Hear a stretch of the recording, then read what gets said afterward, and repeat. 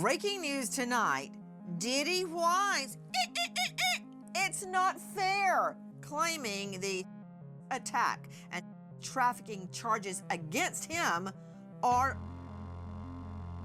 Sean Combs asked the judge in his federal case to throw out one of the charges. He says he's being targeted because he's a black man and the charge is rooted in...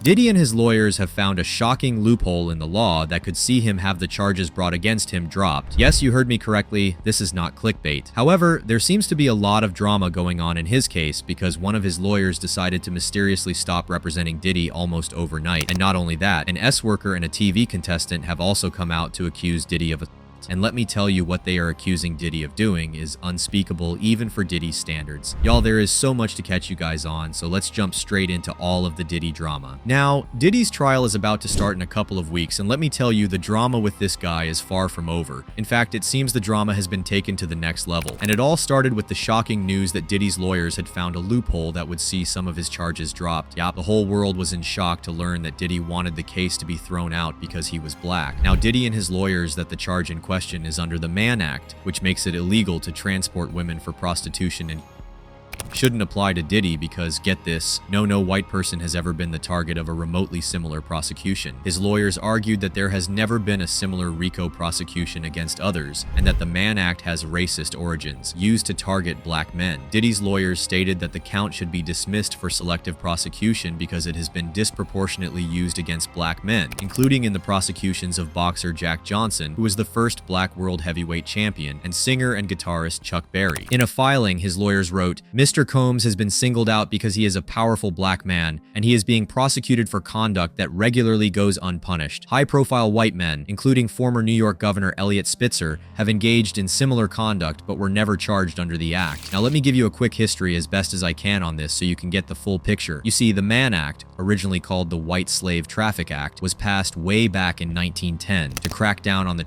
of women for prostitution and human exploitation. And now it's back in the spotlight because federal prosecutors are reportedly looking at it very closely in connection to Diddy's mounting legal troubles. If you've been keeping up, you already know Combs has been accused of luring victims under the guise of romantic relationships, only to allegedly trap them in a cycle of and coercion. Authorities even claim he forced victims into freak-offs, where they were reportedly directed to engage in long-filmed adult encounters with male S-workers. And y'all, it doesn't stop there. Diddy is also accused of victims during these sessions, in some cases without their knowledge, while allegedly keeping the footage for himself. To make matters worse, these alleged crimes reportedly crossed state lines, which just so happens to be a key factor in triggering the Mann Act, meaning this case could be heading towards serious federal charges. Now, with the unthinkable jail time he was possibly going to face if he was found guilty, I am sure Diddy jumped for joy when he heard that his lawyers were trying to pull the race card to get this thrown out. However, no sooner did Diddy start celebrating than his entire case became even way worse. You see, when all this was going down, seemingly out of nowhere, one of Diddy's lawyers said he wanted out. The dude didn't want to represent Diddy anymore.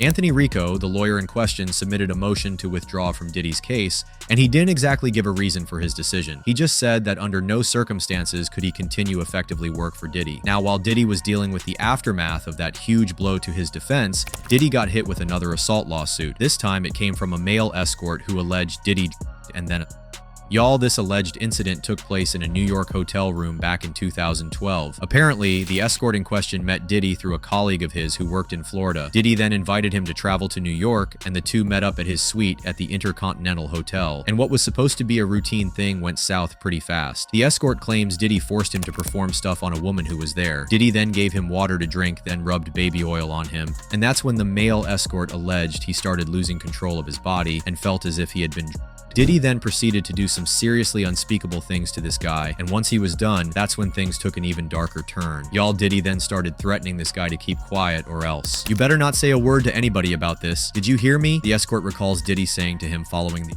I'm not playing with you. If I can get pack hit, what the do you think can happen to you? Now Diddy's lawyers were quick to deny all the claims leveled against him, saying no matter how many lawsuits are filed, especially by individuals who refuse to put their own names behind their claims, it won't change the fact that Mr. Combs has never or trafficked anyone, man or woman, adult or minor, Diddy's attorneys said in a statement sent to Billboard. They continued, "We live in a world where anyone can file a lawsuit for any reason. Fortunately, a fair and impartial judicial process exists to find the truth, and Mr. Combs is confident he will prevail in court." Now again, just as Diddy's team was struggling to control the narrative of yet another allegation, Diddy got hit with another lawsuit. This time it was filled by Kendra Hafoni. Kendra was a contestant on the first season of Diddy's VH1 reality show, I Want to Work for Diddy.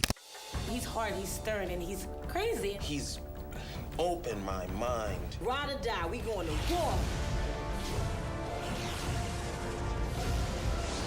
I Want to Work for Diddy premieres this Monday at 9/8 Central, only on VH1. According to Kendra, the assault took place in 2007 after she was selected as a finalist for the first season of the show. Her interactions with Diddy were sporadic at first, but became more consistent as filming progressed. Now one night, Diddy invited her to an after party where she was offered a drink and ushered to his side. Kendra claims the drink must have been because she started to feel delirious. According to the lawsuit, once Kendra started feeling the effects of the drink, Diddy guided her head down, and I am pretty sure you can fill in the rest for yourselves. Now after that, Kendra passed out, and when she woke up, she was back at the I Want to Work for Diddy cast house with Diddy sitting on the foot of the bed. Kendra says that a short time later, she flew with the cast to Los Angeles for further filming. Without elaborating, she claims Diddy subjected her to additional acts of and misconduct in California. Now, this is far from the first time Diddy has been accused of using this MO. A John Doe who filed a lawsuit against last year, Diddy decided to speak to CNN, and what he had to say was shocking. He accused Diddy of during one of Diddy's infamous white parties over 2 decades ago. The incident in question allegedly took place back in 2007. Back then, John Doe worked for a private security firm. Now one day, he alleges that he got assigned to work a Diddy white party that took place at his estate in East Hampton, New York. While he was there, Diddy allegedly gave him 2 drinks during the course of the night that he believed were spiked. After taking the second drink Diddy gave him, John Doe started feeling really off, and that's when Diddy allegedly pounced. So you had a friendly chat, and then according to your lawsuit, at some point later in the night, Sean Combs himself offered you a drink. This didn't come from staff or someone holding a tray of drinks, it came from him directly. Correct. The first drink started to have some effect on me, and I just thought, wow, these are really strong drinks.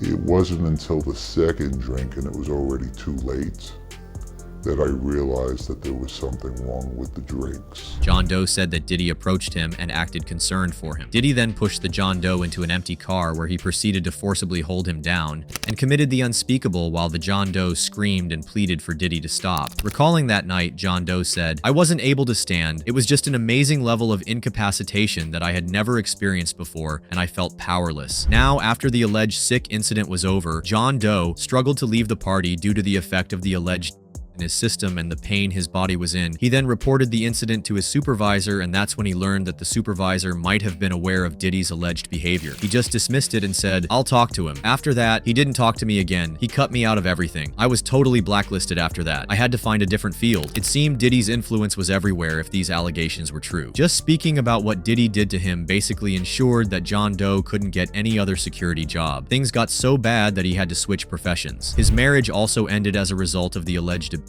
And he said because of the trauma he endured that has negatively impacted his relationships. The full gravity of it lives with me to this day. It affects every single thing you do for the rest of your life. That there is somebody who alleged that they were 9 years old when they say that they were by Sean Combs. And this John Doe that I sat down with, he said, if a 9-year-old could do it, then I could do it. And it made him feel like he wished that he spoke out before because he could have prevented children from allegedly being abused. Now, to make things way worse, John Doe revealed that there was a high profile who was there that night and watched the whole incident. And not only that, the celeb was apparently extremely amused by what Diddy was doing. Anyways, what do y'all think about this whole drama? How many people do you think were aware of Diddy's crimes but chose to stay quiet? Let me know your opinions in the comments below. Till next time, bye.